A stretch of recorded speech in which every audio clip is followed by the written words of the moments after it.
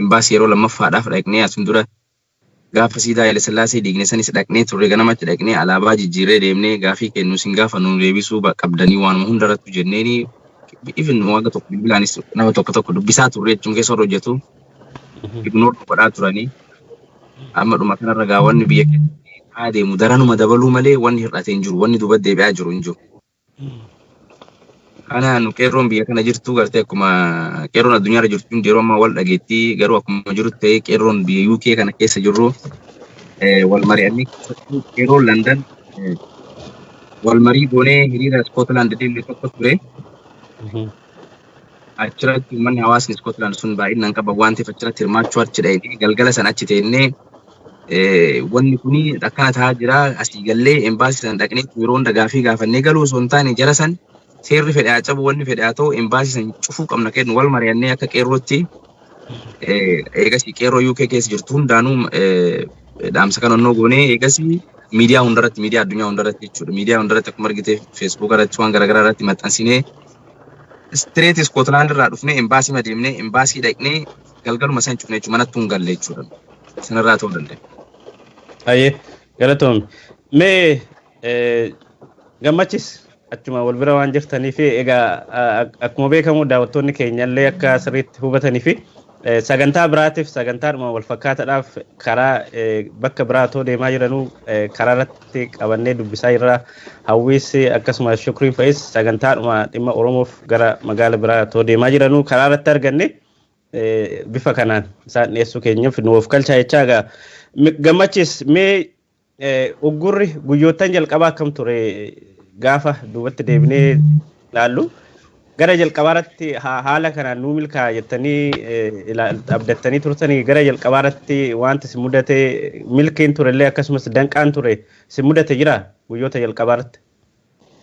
Yaa akkuma obboleessi kiyya jedhe shukriin jedhee jalqabaarratti akkuma Scotland dhufneen meeshaa kennee osoo mana hin kaayatin daayirektii makara mana imbaasii deemne galgaluma san deemnee halkanii achuma sooteennu qeerroo asin nu eegdee jira wata Scotland dhufnu qeerroo achi imbaasii duratti nu eegaa jenneen achi nu eegaa turanii haala mijeessanii waan uffannu waan afannee rafnu maal qopheessanii qeerroon achi nu eeganii nus achuma akka dhufneen imbaasii Itoophiyaatti deemnee imala keenya achi goonee wayita achi geennu poolisiin galgala dhufuu jalqabdee turteeyyuu halkanii maal gootan asiin nuun jennaan nuti kan dhufnee fi uummata halkan kana qofaan nama dhibbaa ol dhabaa jirra. Nama dhibbaa ol lubbuun isaa bayaa nu akkamitti mana ciisnaa imbaasii kanarraa gaafii qabnaa imbaasiin kun haga gaafii kenna nu deebisutti tajaajila kamiyyuu akka hin goone akka hin kennineef as dhufne kanaaf halkan immoo oftan nuun jedhanii nu gaafatanii turanii akkamitti ilmaan keenya obboleeyyan keenya nurraa dhumaa nu mana teennee hin dandeenyu ganamaan as bahuu fi halkan as dhufnee qorra keessa hin jennu aduu hin jennu rooba hin jennu nuyi uummanni keenya achi du'aa nu mana rafuu hin qabnu jennee achi teennee poolisiin hayaa naga'umaan ta'a gaafii keessan nagaan dhiyeessaa jedhanii nu biraa kutanii nu achi bullee ganama imbaasii namni tajaajilamuu dhufee wata dhufu seensisuu dhoogine jechuudha. Imbaasii tajaajila. Isinitti poolisii warra imbaasiitu isinitti waame moo ofuma isaanii dhufan yeroo jalqaba? Jechuun poolisii galgala yookiin wakati magaalaa hundaan eegamaa tiree jechuun osuma nu deemnu baay'ina kennallee waan arganiif naannoo san ammoo imbaasiin Iraan cinaa jira. Imbaasii Iraaniin eegama. Imbaasii naannoo san keessa jiru keessa asiin dura tarkaanfii wayii waan irra fudhatamee jiruuf imbaasiin Iraan waan eegamuuf achi dura poolisii lama turanii jiranii kan humni addaa ka'ee gochuu. Jaratu yaamee yarri wata yaaman poolisiin konkolaataan dhufaniitiniin gaafii keessan dhiyeessuuf guyyaa mijataadhaa halkan maal gootanii naannoon kun akka jiru imbaasii biyyoota hedduutu jira gaafii keessan guyyaan marra lama sadiilee itti deebinee gaafiin kennu nu deebi'aa hin jiru kanaaf amma tajaajila dhooguu dhufne haga gaafiin kennu nu deebi'utti jennee ganama yoo bari'u uummanni warrumaan silaa dalagullee warri silaa tajaajila kennu fudhachuu dhufullee wata dhufan dhooggaa turre jechuudha. Haala milkii aan guyyama awwalaa hin milkooyne namallee deebisaa turre warra seenuu dhufellee deebisanii achumarraan itti fufee jechuudha. Guyyaa akkana milkaa'aa ture guyyaa jalqaba.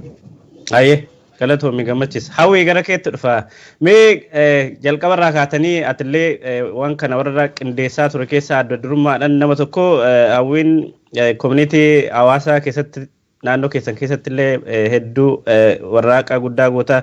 Keessumaa kitaaballee barreessaa turte achirraan barattoonni daa'imman kitaaba keerraa barachaa jiru haga ammaatti mee haalli koominiitii keessan illee itti qindeessan qeerroo fi qarree biyya UK keessa jiru qindeessitanii bifa kanaan imbaasii Itoophiyaatti uggurtan maal fakkaata ture? Hayyee carraa nuun kennitaniif galatooma. Haalli ture qeerroowwan hedduu iskoolaan deemanii turanii hiriiratu achi ture. Halkan mari'atanii halkanuma sana murteessanii warra hin deemne kaanittillee himanii warra magaalaa biraa jiruttillee himanii nuti galgala kana pileeniidhaan deemnaa Londanitti buune akkasumaan gara imbaasii sababa deemnuufi warri dandeettan halkan kana kootaa Itoophiyaa imbaasii kan London jirutti wal haa agarru warri hin dandeenye immoo boru ganamas haga guyyaa hin murteeffanne guyyaa haga achi turre waan hin murteeffanneef warri dandeettan akkuma dandeettanii dhufaa nutti dabalamuu dandeettu warri kun immoo akka namni baay'een ka halkan magaalaa biraa irraa gara London deemanii namni kun ammoo ganama dhufee namni kun guyyaa lammataa akkasumatti itti dabalamaa deemee hawaasa kakaasuun qeerroo fi namoota kaawwan kakaasuun hagasmarallee waan ulfaatu hin turre because manni keenya waan biyya keessatti deemaa jiru hin beeka ajjeechaa Hacaaluutiin wal qabatee hooggantoota Oromoo kan akka Jawaar fa'aa Baqqalaa Garbaa fa'aa hidhamuu isaaniitiin wal qabatee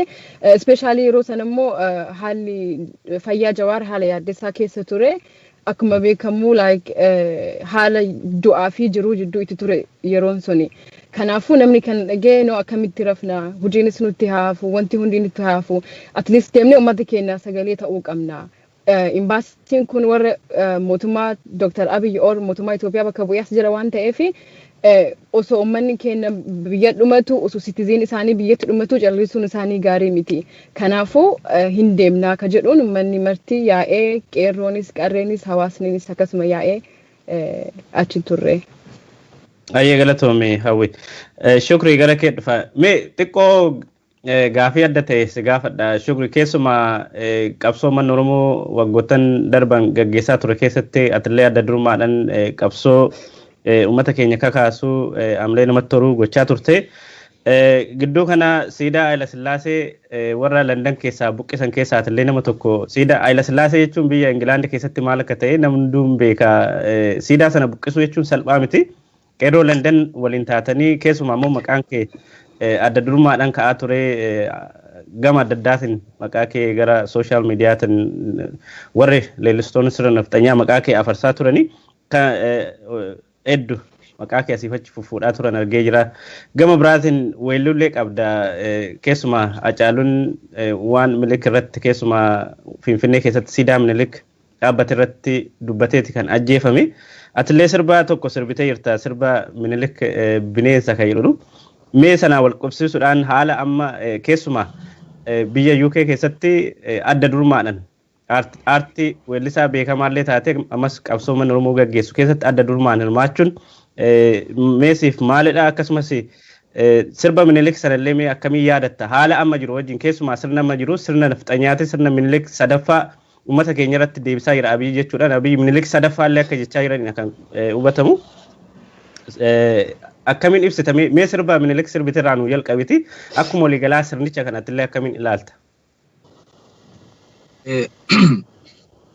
Sirba Minilik akkatti sirbuu danda'e egaa waan Minilik nu godhe Oromoon hunduma beekna waan sirni nafxanyaa kun Oromoo godhaa ture nuyi miti addunyaan amma tokko hin beekanii yeroo sirba kana hojjedhu jalqaba tokkoffaa istuudiyoo nafxanyaatti muuziqaa hojjetaa turan. Ijoollee muuziqaa kompooz naa godhaa turanii ijoollee sirboota teedii fa'aas hojjetan fa'aa ture nama akka Mokonnin fa'aa jechuun Doktoree Kaamuzuu fa'aa ijoollee tanneen ijoolleen sunneen garuu jara deeggaruu baattus achi dalaganii gosoota nafxanyaa hedduudhaan achitti wal argina ture.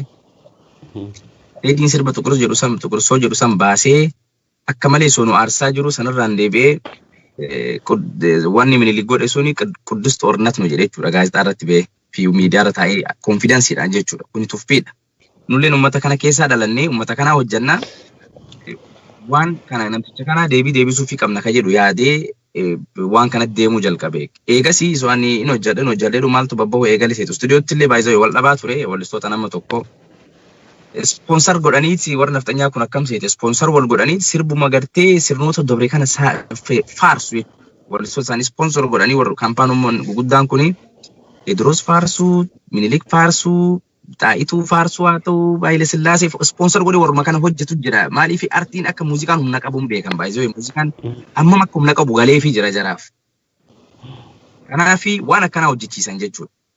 Wal morminaa waliin gallu yeroo hedduu wal dhabnaa tokkoffaa albama guutuu studio sanitti hojjedhe sitti dhabee jiran sirba san. Sirba hedduu kanarraa hafeetu jira kan studio sanitti eega xumuruudhaaf jedhe hafeenarraa jechuudha studio jaraaf muuziqaa hojjetaa turan keessatti wallabbiin waanuma adda addaatiin jechuudha. San eegasii anis uummata kanarraa dhaladhee uummata kiyyaaf eegeeras hojjetanis waan natti fakkaatiin hojjedhee sirba san biree hojjetee biraan zariin hojjetee muuziqaadha. Walaloo anaa fi Muhammad Jaalalaa ta'ee barreessinee waan kana halkan tokkotti galgala tokkotti hojjannee barreessinee gadhiifne jechuudha. Achumaan walitti dhufeenyi naa fi istuudiyoonii fi wanni isaanii qabnullee achumatti addaan hiikkate jechuudha. Achumatti dhumee achiin eegalle jechuudha. Nafxanyaan hedduu achi booda walli isaan walistoonni ta'an hedduun hojjetan jechuudha. Siigalee eegasiinuma anaaf humna naa ta'e akka wannatti na doorsisaa turanii natti godhataa turanirraa keessattuu walli isaan jaalatamaaf kabajamaan walli isaan guddaan qamar dhufee irra naa bu'u irratti buusuun ammoo daran humna itti godhe jechuudha. Siigalee waan san jechuudha. Humna itti godhee olsoota hedduu sirbee eegasii sirri wannummaan ta'ee fi jarri yaadaa turte sun harkaa fashalee jechuudha yeroo sanitti. Even konsartii Oromiyaa keessa deemanii magaalaa hundarratti deemanii sirba Xuqur jedhu kana sirbuudhaaf qophiin dhumee yoo yaadatu taate inni kenna sponsor godhee isin ammoo biyya alaa kanarraa warri jiru itti muddanii harka kaansel godhanii turan. Siigalee duulla guddaa ture waan ta'eef akkasitti wannoo goone jechuudha. Sirba sana akkas hojjechuu danda'e. Sirbicha amma gara jalqabaatti dhaggeeffachaa turre mee sagalee keetiin irra nu deemu gaaffii ittaanu kana gaafattee Nafxanyaan akkanatti suuraa kee kana dhugaadha. San ammaa miidhin beekan duris jechuun baay'ee dubbachuu habaadhu malee na durisaniifis jaakkeetii sanarraa fudhattee beekta wallollee Finfinnee keessatti duraan jechuudha. Kanaaf jarri akkuma gartee yeroo tokko hayyuun Oromoo hayyuun kenna tokko jedhee Nafxanyaan gaafa si faarse uummata kee miidhaa jirta jechuudha. Waan Nafxanyaan gaafa si arrabse gaafa sitti duulee ati uummata keetiif hojjetaa jirtaa jedha. Kanaaf duulli Nafxanyaan godhu akka hojjetaa jiru natti agarsiisa malee wanti wannoo na jedhu hin jiru jechuudha. Duratti nama hamilee naa godhaa waan akkasii yeroo isaan godhan hamilee naa godhaa yoo akka hojjedhu na godhaa. Haa ta'u weelluu sanarraa irraa nuu jettaa xiqqoo. Gaaffiin keessaan bisee jira laata na gaafatte. Na dhagaa'eertaa Shukri. Nagama.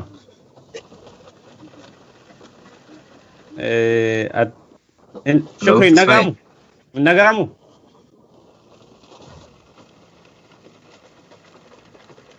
Hawwi na dhagaa'eertaa? Yes, dhagaa. Shukri na dhagaa'an jirtan fakkaata? Gammachis? Yaa amma jecha hedduu yoonoo sagaleen kee xiqqoo. Amma jecha amma na dhageessu? Amma dhageenyaa yaa amma si dhageenya. Shukri sagaleedhaan irraa nuu jedhi jechaan ture sirba Minilik sana gara jalqabaa irratti illee dhagaa turre istuudiyoo irraa gannuu dhiifame yoo sitti tole nuu jedhi yookaanis rakkoon qabu.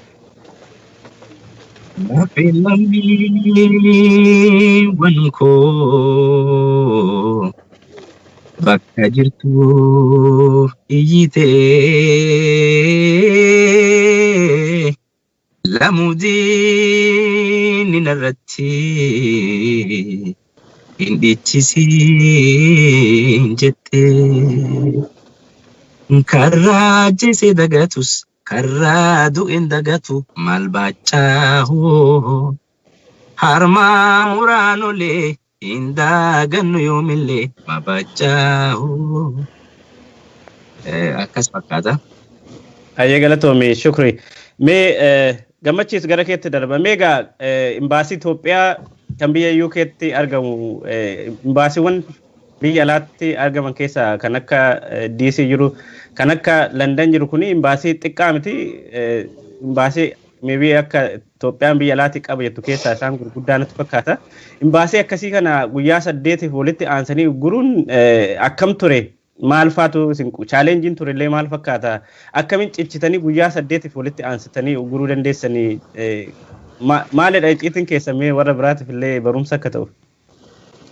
Yaa akkuma beekamu imbaasiin guddaan Itoophiyaan qabdu biyyoota alaa keessaa DC fi London kana kan tajaajilaallee bizii ta'aa turu beekta. Imbaasii London jechuun kun imbaasii guddaadha beekta. Tajaajili isaatu guyyaatti nama hedduu bizii ta'a beekta. Kanaaf kana jala guruuf immoo humna nu barbaachisaa tokkummaa nu barbaachisaa jajjabina nu barbaachisa beekte. Akkuma marii geenee ofneen qeerroo UK'tti mariisinee garee qabnaa qeerroo asii ijaarama qabaa akkuma UK'tti jechuudha. Wal marannee sanirratti humna dabalataa nu dhufee imbaasii kana beektaa wanta imbaasii kana achi deemnee akkasitti gurru ergaan keenya imbaasii Itoophiyaa qofaaf miti beektaa achi bira achi isa cinaa imbaasii hedduutu jira imbaasii Tuniiziyaa jira imbaasii Taayilaandi jira imbaasii Iraantu jira imbaasii 6-7 jira naannoo san beektee kanneen iyyuu ergaa keenya kunneen isaan bira iyyuu gahaa jira imbaasii Itoophiyaa kan akkasii cinqinee qabnu jechuudha. Poolisoonni biyya kanaa waan isa jaawwatan akkasitti nu kaasuullee yaalanii turanii nurratti illee daangaa tolchanii as bira kan targatanii yaalanii turanii humna jalaatii ol ta'anii beektaa. Dhugaa nu keessa jiru arganii jiranii waan nu quuqu waan nu akkasitti miiraan nu deemsisu achi keessatti bakka sanitti nurraa dubbisanii jiran arganii jiran jechuudha. Kanaaf nu dhiisanii imbaasii sana wanta tajaajila akkasitti dhogginu namoota baay'ee dhufa beektaa tajaajila fudhachuuf achitti adiinillee lammii Itoophiyaa qofaa miti kan achi tajaajila fudhatu lammii biyyoota hedduutti dhufaa achirraa. Kana mara tasgabbiidhaan naamusaan har'a imbaasiin kun uggura jechuun tajaajila kennaa hin jiru. Sababbiin ilmaantu nurraa du'aa jira kanaaf bilis nurraa nu deebi'a jennee karaa as nagaumaan deebisna beektaa warra dhufu. Warra huumaan seenuu dhufu ammoo poolisiitti deebisa akka qaaqni hin uumamneef. Kanaaf chaalenjii hedduu nu mudatee ture namoota hedduutu jechuun naftanyoonni wal ijaartee nama lama taateetiniin asii dhimma qabnaa jedhanii hin dhufanii nullee hin seentan jennee hin deebisnaa kana gaa nu deebi'u. Waan keenya ergaa keenya timnee nu akkanatti wanni as dhufneef waan biraatiif himti nullee lammii Itoophiyaati yeroo ammaa kanatti isinitti iyyuu dhagahamuu qabaa daa'imni waggaa 8 rasaasaan rukutamee du'uutti kanatti yeroo haati harmeen ulfa wajjin ajjeefamtu kanatti isinitti iyyuu isin dhagahamuu qabaa waan nu asii baaneef kana nu cinaa yoo illee dhaabbatin waan nu irraa hoggaa jiru kana yeroodhaaf irraa qusadhaa jennee namoota nagaan nu deebi'u jira namootuma san bira tareetiin hin seenna jedhuttira kana ammoo yoo nuti deemnu waan biraa akka uumamu waan beekuuf poolisiin namoota kana nu hima taa'uu jalqabnee gasi poolisii maddeebisa tajaajilli hin jiru jeetiin beekte warra imbaasii chaalenjii nu mudate kam inni beekte guyyaa 2-3 eega jarri ugguraman booda balbala kara duubaatiin fagoo aan deemsee seensisu jira beekte san wallee achuma bira qeerroo kennee jirra achiin poolisootuma dhoysee seensisuu yaale beekte duubarraanis cuftanii turtanii yaa bakkuma waraatti cufne Amma ka duubaa kana jalqaba ijoollee machi kennee seenuu yaalanii jennaan deebi'anii jechuu sodaatanii hin sodaatanii poolisa biyya kanaattu eegasii konkolaataa isaaniitiin dhoysanii seensisuu yaalanii jennaan qeerroon balbala irraan kaanu ittiin poolisii mataa naannoo. Nu iyyanii suuraa qabnaa suuraa namoota dhumanii waan harkaa qabnuuf nu kaas dhufnee fi nu rakkoo biraan qabnu dalagaa dhiisnee nu dhufneef jennee nu taaksii biyya kanaatti kafallaa taaksii biyya kanaatti kafallu isin fuutanii deeggarsa mootummaa ilmaan keenya kana fixaa jiru kana kennaa jirtanii nu waan kanatti amma haga gaafiin keenya nu deebi'utti ambaasaddatichi as keessa yoo jiraate bahee nu haa dubbisu dhugaan nu bira jirti beektaa saniif gabbaanii nu dubbisuu sodaatan waama nu deebisan waan hin qabneef wanno chaalenjiin nu mudate balbala duubaa sanii achiillee namni takka hin seenne guyyaa lama achi keessa namni awwalaan osoo halkan hin dhufnee nama achi keessa buluu jira beektaa nama jechuun achuma keessa galu nu galgalaan dhufnee waan cufnee jirruuf bakka dabbayaan hin dhabanii bakka nu kadhattee poolisiin ishii jaru as keessa jirtu sana iyyuu gadi baasaa nuun jedhanii abbaan jennee akkasitti yaasan abbaa keessa jirtu jechuudha. Achi booda hin dhufne san booda dhumarratti gaafii kenna poolisiin nurraa fuute jechuudha. Achi ambaasaaddarri waliigalaa seenaan turre guyyoottan sadan kana keessa namni seenee warri achi keessa hojjetan kan seenan nam tokkollee hin turre. Haga jalqaba namuu hin seenne beektaa achi keessa namuu hin jiru namni seene hin jiru. Karaa kamiin seenaa yoo jarri hin seenne qeerroo akkuma argaa jirtan san balbala poolisiin humnaa seenisuuf ijoollee teennana lafarraa harkistee tahiitee jira beekte nu rifachiisanii yookaan immoo xiqqoo nama 2-3 nama 4 nurraa hidhanii ammaa sodaatanii deeman asii jedhaniitiin humna dabalatanii dhufanii nu dhugaa qabnaa beekte kan nurraa yeroo achi deemnu jiru waadaan keenya kan waliin seenne aarsaa kamuu haa ta'u hidhaa haa ta'u waan fe'e maan taane kafaluudhaaf qophiidha jechuudha qeerroon achi jiru kan UK qarree fi qeerroon jiru jechuudha. Akka nama dhoyne akka jarri nama dhoyne hin beekna yoo guddate hidhaadha beekte. Amma isaatti hidhan jennee murteeffannee deemnee gaafuma san hin bannu jennee dinnee balbala san cufnee ijoollee 11 nurraa hidhanii turan. Ijoollee 11 bu'anii nurraa hidhanii sanii eega hidhanillee akka nu achi bakka ejjennoo keenyarraa duubatti hin deemen arganii galgaluma san ijoollee gad nu dhiisan. Tooftaa biraatiin nu dhufuu jalqabanii poolisiin jechuun osoo nu hirribaan ka'in ganama dhufanii achi jechuun sanillee yaalanii hin dadhaban. Nu wal jijjiiraatti teenna beektaa balbala sanirra galgaluma iyyuu jechuudha. Balbala sanirra namni tokko muraasni yoo rafee muraasni hin eega. Muraasni wanta ka'u hundi rafaa akkasitti dheeyna. Yoo poolisiin dabalataan illee ammoo karaa fuyyuu hin jiru walumaan kan. Akkasitti itti taphataa Waraana. Shukrii waan itti dabaltu qabda.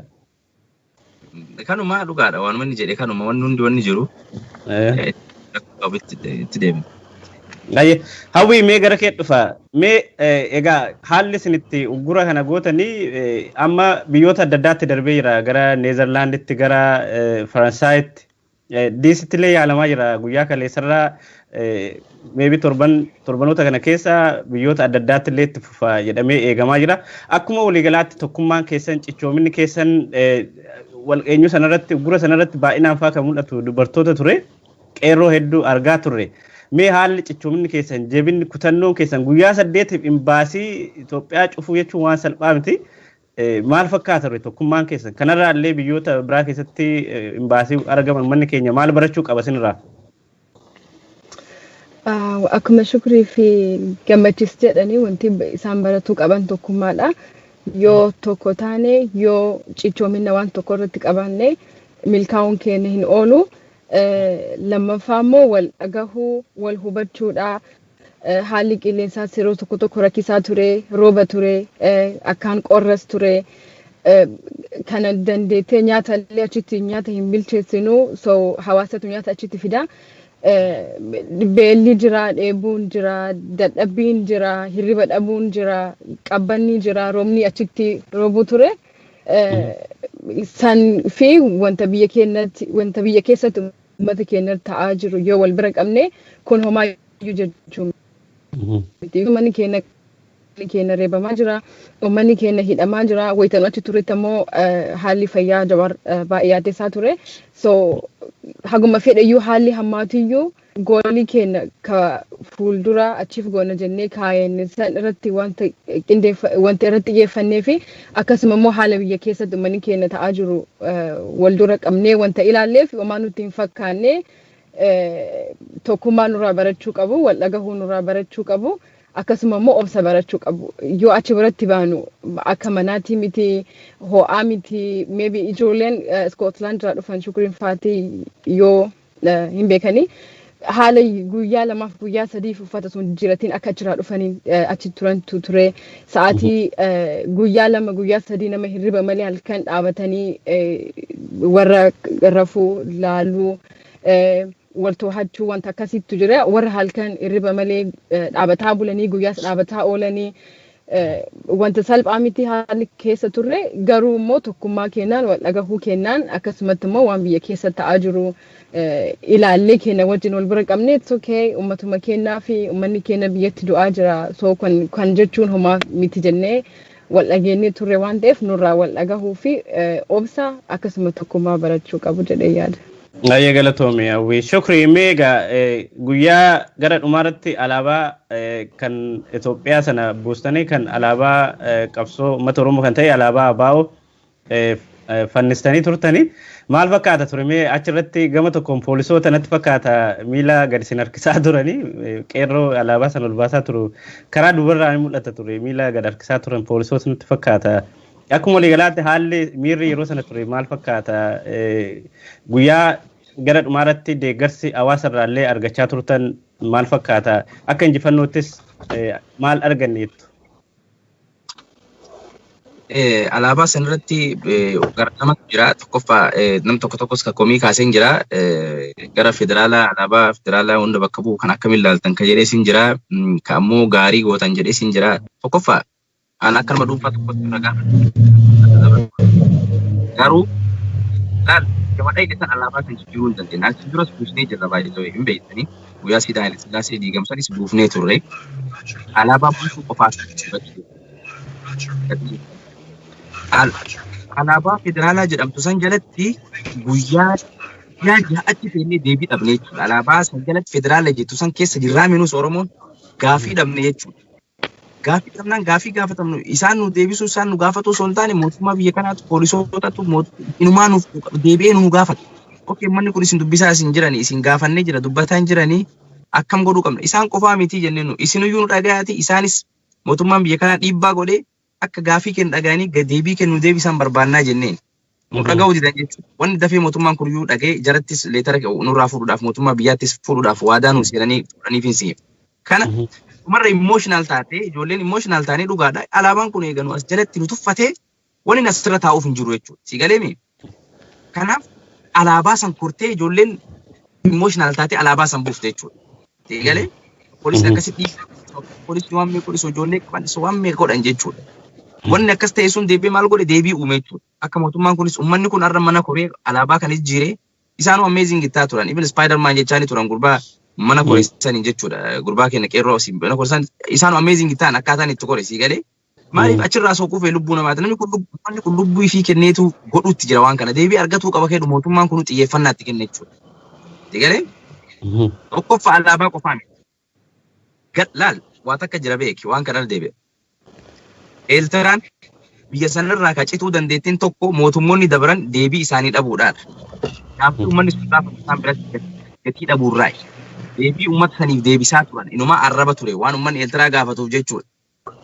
Even yeroo uummanni Eeltiraa waa'ee mirgaarratti yeroo uummanni sun gaafatu Eeltiraadha nama hin qabnu nu qurxummii fi bishaan malee jechaa turan miidiyaa irra taa'anii warra akka Haile Sillaasee fa'a. Even waan akka iziitti biyyi sun deemtee cittee miti.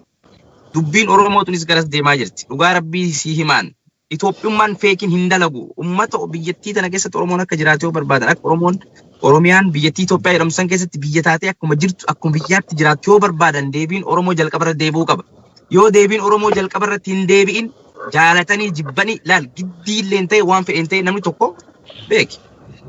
Aananuu raaftee gartee qabee cabsaanii yoo barnoota taate irraa hafuura baasuu baatte yoo baasuu baatte aanan tokko raaftee waan ittiin raasaa jirtu san dhoosee sillee balleessee dachiis balleessa.